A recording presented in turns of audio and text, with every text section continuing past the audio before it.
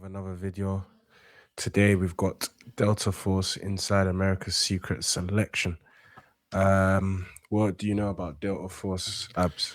I did just a little bit of research, like, a couple minutes. They're like a top tier special unit. I believe the main aim is to carry out like high risk, you know, highly specialized missions. So like missions where you need, people, with great skills. That's where the Delta Force come in.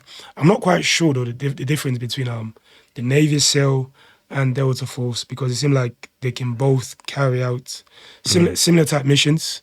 I think they were modeled after the British SAS, I believe. Which one? The Delta Force. Oh, okay, cool. Yeah. Okay. And it's very highly classified. Like people don't even know the number of operations that's happened publicly. So, Okay. yeah, So it's very serious secretive. business. Yeah, bro. Okay. Yeah. A lot of you guys in the comments ask us to check out this video. Apparently, their boot camp apparently is one of the toughest things you can do as a human being. Yeah, Mike. Apparently, the boot camp can get crazy, bro. I can imagine, bro. So we're fascinated to dive in there. Smash this like button, guys. Sub to our Patreon. We do music on there, plus any content that we can't drop on the channel. It's all on the Patreon, link in the description. But yeah, enough talking, let's dive in there.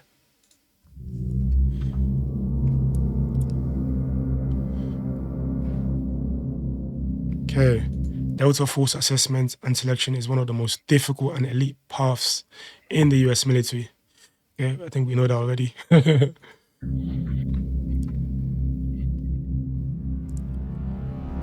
Yeah, you're never told how far you have to go, how long you have, or how you're doing.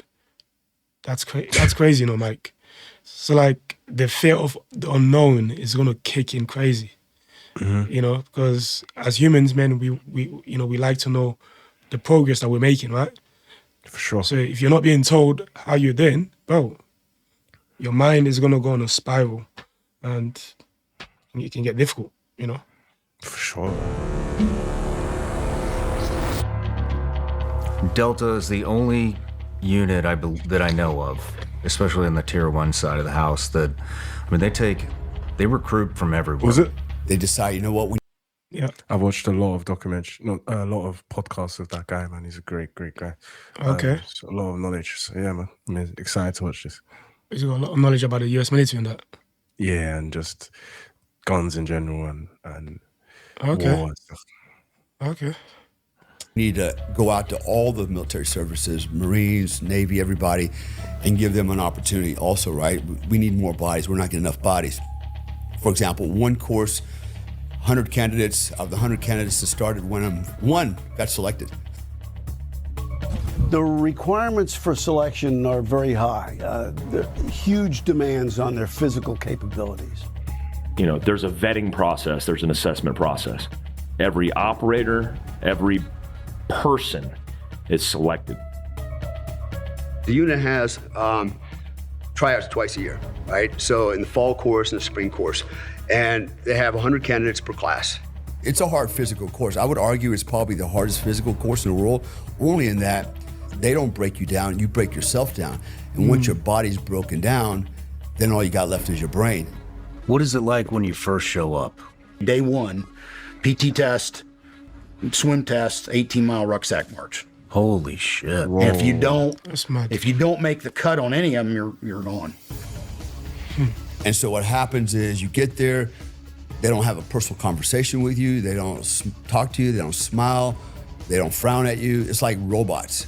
There's no cadre factor in there. Like, there's none. It's you against the clock, and whatever the standard is what you're going against.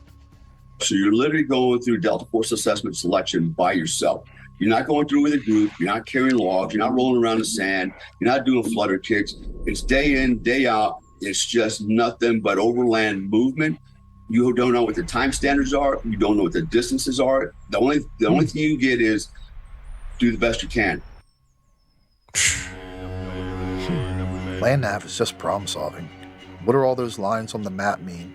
How long is what's the best route that I should take from this point to the next point? Is it a straight line? Well, I don't know. What's the terrain between me and a straight line? There's a mountain between us. I don't know. Maybe I should go around it. Maybe I should go right up. How tall is that mountain? The problem solving in land nav is a very slow, methodical, yet you'll have to do it for a long time, always be right, and do it when you're tired. Damn. It is not based off of your ability to work as a team. In fact, there's no team events. It's, do you have the grit, the discipline, and did you prepare prior to showing up to be successful? Okay, I'm already identifying, the difference between the Navy SEAL and the Delta Force. I think the Navy SEAL, they prioritize teamwork, bro. I don't know if you remember, Mike, the direction that we did. A lot of the activities that they did was all about teamwork, working together, communicating with your members and stuff like that. But with this one, it seemed like they focus on the individual. Like, what I've realized about this as well? Yeah. The easiest part of it is probably the actual missions. The missions are probably the easiest part. Okay. Like what you gotta go through to prepare for what might come. Yeah. Must be the most difficult part. But I may be wrong, because obviously the missions, some craziness happens, but you're so prepared that nothing will phase you, completely nothing. Yeah, and also it seemed like, the Delta Force focus on the mental aspects more rather than the physical. And that's the most important thing, especially with high-risk missions. You need to be mentally right, Mental capacity has to be at the highest. For sure, peak. You're pushing yourself, and you're pushing yourself. And then, somewhere deep into the course, you're physically just wrecked. You got blisters all over your feet, from walking in the rain and, in wet jungle boots and walking through the creeks and streams. Walking up and down hills, your feet are sliding inside your boots, so your feet are like hamburger, your knees are shot, your legs are shot, your back is shot, everything's just shot, you're soaking wet every day, you're freezing, and physically you're just wrecked.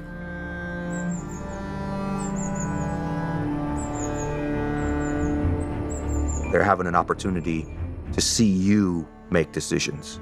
They're seeing you kind of weigh out the pros and the cons.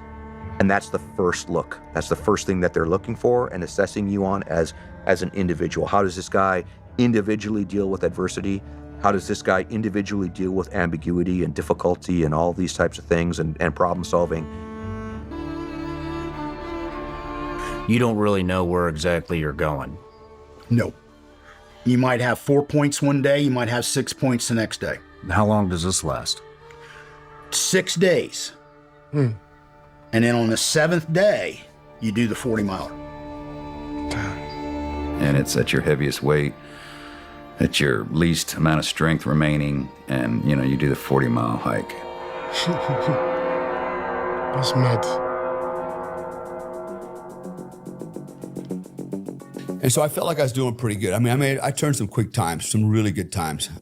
I could do 18 miles with 45 pounds, combat boots after a 5-event physical fitness test at night with a weapon, no water. Water wasn't included in the weight yet. And I could do 18 miles in 2 hours and 53 minutes. That's smoking, man. That's smoking. Yeah, and it's not like you do it fresh. Yeah. You're doing it at the end of selection. Like you've been losing weight and you've been gathering injuries, this whole time. Like, you very well may started out with a limp. And so there comes a point where now physically you're just running on fumes, right? This is where guys break down. This is where guys quit. This is where guys fail. They don't make the time anymore. They got nothing left in the tank and they just can't make it over the finish line. But of the 110 that started, 6 of us completed the selection process and 3 of us got selected. I went to a selection with 150 dudes. Only 4 of us got selected. No shit. Only 4. Madness, bro. Doesn't matter how good you are at I feel like this is the ultimate mental test for a human being, bro. I feel like this would be great, Mike, for like any individual out there that really wants to like just really become a superhuman, bro. Yeah, but this is beyond. Yeah. Like, to be honest with you, Mike, I know this is gonna sound crazy, but I would love to try this. I really want to test myself, but like test myself mentally and see how much I can push myself. You know, I know it's probably gonna break me, but like I just want to see how far I can go. You know, you know. I have no interest, obviously, in joining the Delta Force. It's just for personal growth. I'd love to try it. And nav, and you can carry a rucksack for a month on end. That's going to be our starting point, but it doesn't mean that you're going to be a world-class hostage rescue operator.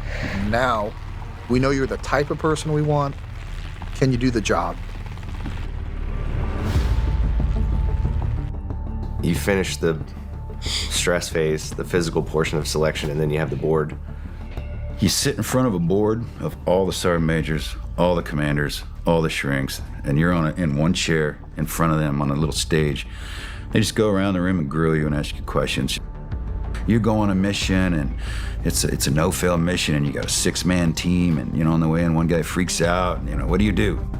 You're gonna get a lot of questions thrown at you, and they're to find out exactly who you are and what you're made of. You're trying to be cool, but it's hard to be cool, even though all the sergeant majors and commanders and shrinks and everybody's standing in front of you, and I'm trying to keep my shit together. I just want to get out of that room and go out and scream somewhere, We have assessed you and feel like you are the correct raw material to become a Delta operator. Now we want to train you and evaluate you to see if in fact you can become a functional member of the unit, a Delta operator. How long is the training course? It's about 6 months of, wow. We're very heavily focused in marksmanship and the close quarters battle. Now, when you're in the operator training course, they're seeing, how does this guy fit into a team? How does this guy understand how these are the plays we run, and this is how we run the plays, and you need to run them the way we run them. I was shocked at how much training every single aspect took, from infill to exfil method. It's an unbelievable amount of time to get to the level of skill that you need to execute a special operations mission. You're fast roping in at night, door charges, flashbangs, live people. You have live bad guys, you got to shoot past them. It's the most complex of all combat-related environments. You've got stuff going on in different rooms, you've got people coming from different angles, you've got stuff overhead, you've got stuff in your ears, you've got flashbangs, you've got door charges. It's just so many things going on at one time. There were times we had robots, that you had to shoot. You had chickens and balloons and loud music and strobe lights, and you're with 4 of the guys on your team, and you're shooting stuff that's running past you, and you got to make sure that, you don't miss or get a through and through shot and hit your partner over here. And so you had to always have situation awareness. You had to know where the rest of your team was at. This is one room so far. We still got to go in other rooms.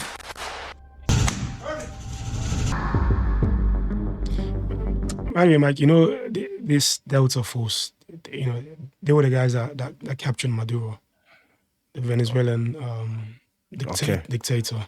And I think the Navy still killed Osama bin Laden. So, wow. Yeah.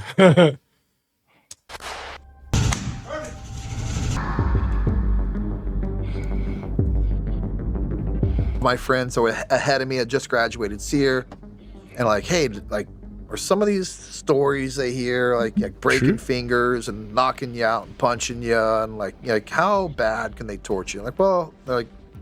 All that's not true. They can't break your fingers. They can only open hand hit you. They can't punch you. And I remember going, oh really? You're gonna slap me and think I'm gonna break? So I go into SEER school, and we're finally going to Camp Slappy, which is the end of SEER school, and so I can hear the gunfire outside the truck. I'm like, yeah, all right. I knew this was coming. They pulled me out, and they asked, hey, what's name and social security number? And sign here, whatever they're asking me to do. And then I was basically, no, and I ain't gonna give that to you. And he goes, are you sure? And this 6'6" black man that was probably 200 30, 40 pounds, a large man, slaps me with an open hand. Whoa. It rocked me. And I remember going, I underestimated that. That slap really hurt. And then he goes, you want to give me the information now? Nah. No, sir. I'm not going to give you that information. Let me tell you this, there's no slap that hits differently than a black man slap, bro. Especially an African dad slap, bro. You know, Mike, has your dad ever slapped you? Chased me around and hit me, but I can't remember about that slapping me. Bro, I swear my dad slapped me before, yeah, Mike. I swear it's like I started to hallucinate, bro. Whoa. It was mad. I swear this wasn't, this was time ago, though. Oh? Nah. No, sir. I'm not going to give you that information. And he slaps me again in the same exact spot. The first one hurt. The second one felt worse than the first one. And by the time he hit me the third and the fourth time in my face, I said, where do you want me to sign? Where I've underestimated this whole experience? Where do you want me to sign? Guys will think that you can't break me with slapping, and they're super creative, and they'll just go pick your friend, and they'll just slap on your friend and tell you, this is because of you. And they'll just keep slapping your friend. And your friend eventually is going to look up at you like, why are you doing this to me? Yeah, you are doing this to me. Delta Force as an entity is really only gaining anywhere from a handful to maybe 20 at the most guys a year. Yeah. Wait, what did you say? 20 guys a year? That's how many people make it every year. Guys a year? Wait, yeah. Because they're only gaining anywhere from a handful to maybe 20 at the most guys a year. You said 20 at the most. And you gotta imagine like there's probably thousands of applicants and, only maximum 20 make it, bro. Just gives an idea of how rigorous, how tough and difficult it is, Yeah. You feel like you're cool, and then you get to your team and you do your first thing with them and you go, guys suck. You're doing CQB and they're, you're moving at a fast pace and they're running and you're like, fuck, I suck. And they're taking running headshots and you're like, dude, like I thought I was good. Yeah. It's crazy. And then really, being there, the rest of the time there is just struggling to keep up with everyone around you.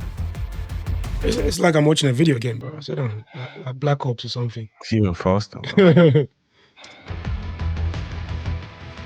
And if you don't keep up, even though you just made it through all this training, and they'll say it all the time, it's not personal, it's just business. And if you don't keep up, see ya. This just wasn't the job for you.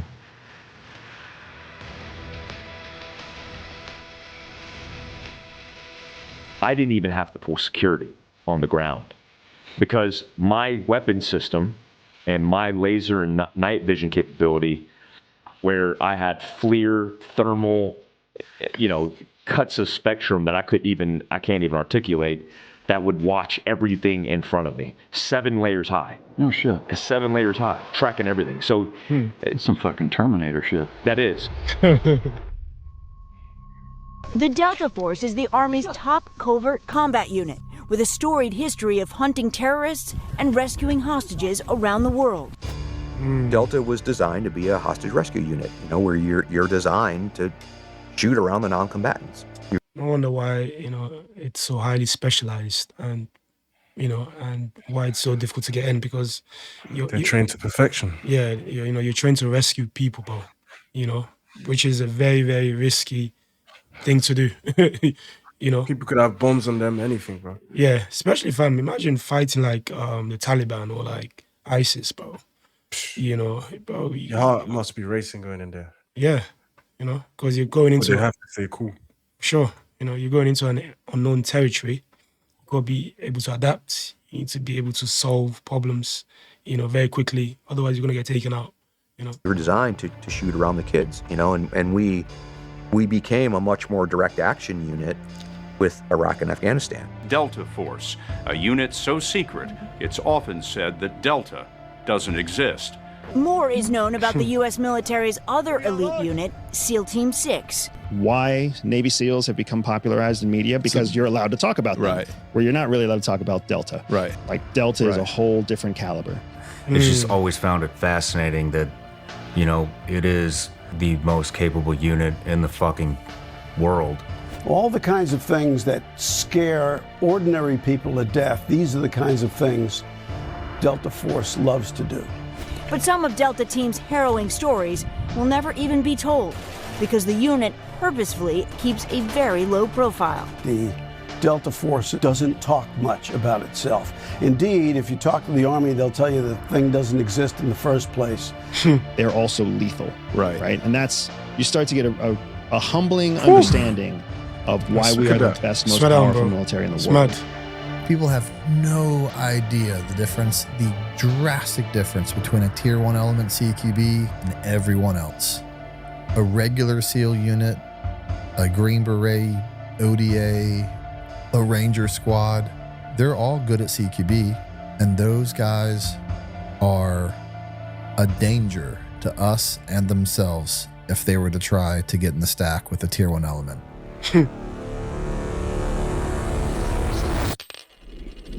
Okay. Wow. So Crazy, you need to be like the top 0.001%, bro, to be in this group. You know, this 4 is of 150 trial out. Yeah. When one of the guys said, bro, that That's only mad. 4 of them made it, bro. Hey, yo, fam, fair play to all the, you know, the Tier 1 Delta Force personnel out there, man. You know, you guys are like, Shout out bro, to anyone that even did the test and tried to. yeah. Actually, you know what? Fair play to all the people that are part of the army, fighting for their countries, man. Fair play to all of them. You know, because you know you're risking your life. You know, to protect your country, to protect civilians, to protect innocent people. You know, fair play to all the you know, the military personnel out there. But yeah, Mike, do you have anything else to say, bro? Before we Nothing, man. That was a great video, man. Appreciate it. Yeah. If you guys like the reaction, man, smash this like button. I'm sure you guys know a lot more than us. So educate us in the comments. Also sub to our Patreon for music reactions, plus any extra content that we can't drop on the main channel.